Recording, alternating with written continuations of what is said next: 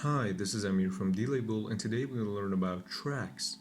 Tracking feature helps you automate the annotation process to some degree. Let's make a new item. I'll name the item car, and I'll choose an icon for it. Now currently this feature only works on bounding boxes, but we're planning to make it available on other types of tools as well. Track item in multiple frames. Make sure you check this feature on as well. Okay, we're all set.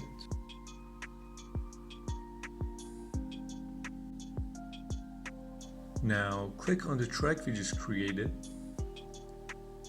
and as you can see, the tracks bar appears here. Now let's add one. Great. Now let's go to the last frame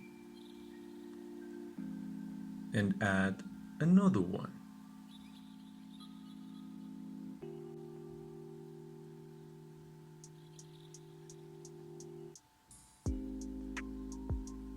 Now click on the interpolation icon here,